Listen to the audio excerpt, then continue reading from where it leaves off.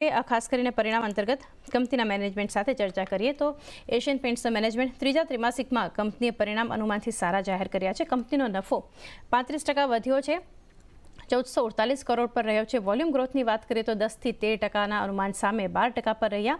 માર્જિન્સમાં પણ 5%નો સુધાર આવ્યો। परिणाम पर कंपनी मैनेजमेंट साथ आगे ग्रोथ पर केवो रहेशे चर्चा करिए कंपनी एमडी और सीईओ अमित सिंघल साथ। सर गुड आफ्टरनून, स्वागत है आपका शो पर। और सबसे पहले सर जानेंगे इस क्वार्टर की अगर बात करें तो स्ट्रॉन्ग वॉल्यूम ग्रोथ है एट 12%।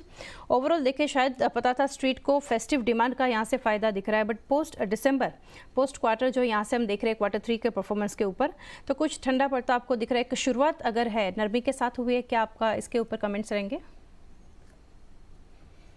सो ओवरऑल देखें हमारी एक्सपेक्टेशन में क्वार्टर रिलेटिवली काफी अच्छा रहा। Q2 आपने देखा कुछ नमी थी, तो उस हिसाब से देखें फेस्टिव डिमांड ने थोड़ी सी खुशहाली लाई in terms of the overall growths which we saw, and I think growths continue till a good part of the November, अच्छी तक चलती रही।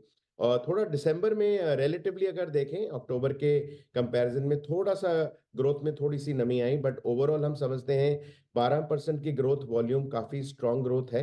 और अगर हम वैल्यू ग्रोथ भी देखें, वाइल हमने 5.5% का ग्रोथ रिपोर्ट किया है, अगर आप प्राइस डिक्रीज जो हमने लिया है उसको भी अगर फैक्टर करें तो लगभग अबाउट 7.5 to 8% का वैल्यू ग्रोथ क्वार्टर का बनता है। तो ओवरऑल मैं कहूंगा कि ओवरऑल नॉट ओनली ग्रोथ्स, अगर आप मार्जिन्स भी देखें ऑलमोस्ट पीबीटीआई टीआईटी मार्जिन्स में 500 बीपीएस पॉइंट्स की बढ़ोतरी है, जो कि एक काफी बड़ी बढ़ोतरी हम देख रहे हैं ओवरऑल, जिसमें कई रीजंस रहे हैं। Overall mix has been much better than what it was in quarter 2।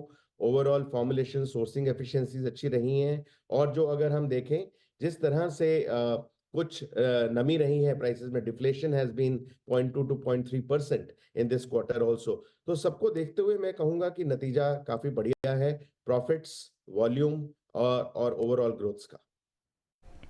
Ji sir, आगे मार्जिन्स के ऊपर आपने जो मेंशन किया तो इसके ऊपर थोड़ा डिटेल्स लेना चाहेंगे। कंपनीज ग्रोस मार्जिन्स जो है मल्टी क्वार्टर हाई पे हम देख रहे हैं, कहाँ से सपोर्ट मिला मार्जिन्स के फ्रंट पर, और स्पेशली बात करें रियलाइजेशंस जो है कैसे पैन आउट होते देख रहे हैं।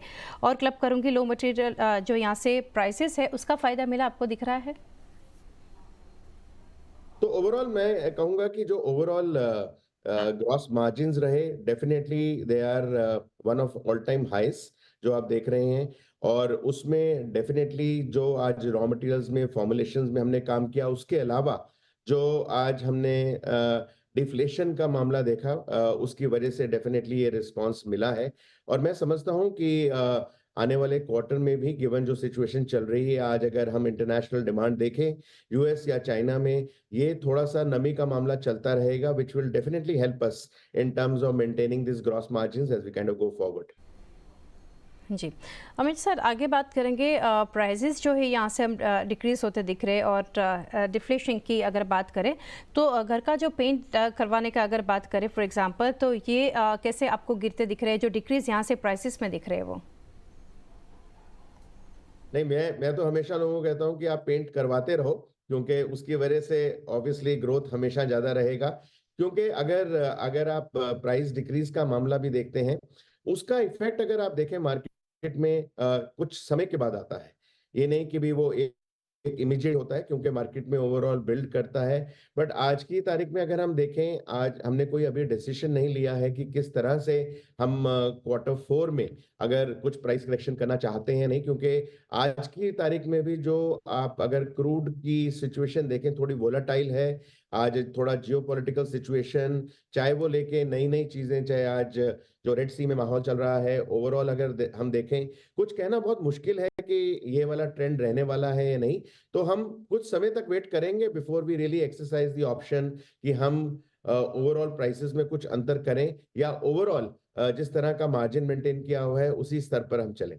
जी, और सर लास्टली जानना चाहेंगे क्या स्ट्रीट को स्पेशली अगर बात करें तो यहाँ से फेयर दिख रहा है, क्योंकि प्राइजेस में प्राइस बेस्ड जो कंपटीशन यहाँ से हम देख रहे हैं और स्पेशली प्राइस डैमेज होता देख रहे हैं, आगे क्या टेंशन है इंडस्ट्री में इसको लेकर कुछ?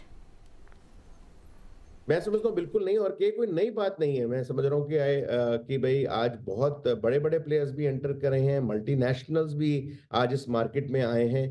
तो मेरे को लगता है ऐसी कोई चिंता नहीं, और जिस तरह का मार्केट का स्ट्रक्चर है, चाहे वो डिमांड को लेके है, चाहे वो ब्रांड को लेके है, चाहे डिस्ट्रीब्यूशन को लेके है, अगर 3 साल में भी कोई नया कॉम्पिटिशन आके कुछ प्रोग्रेस कर ले, वो एक वंडर वाली बात है। जी सर, शुक्रिया अमित सर हमारे साथ जुड़ने के लिए और काफ़ी डिटेल्स आपने शेयर की। Best wishes for coming quarters.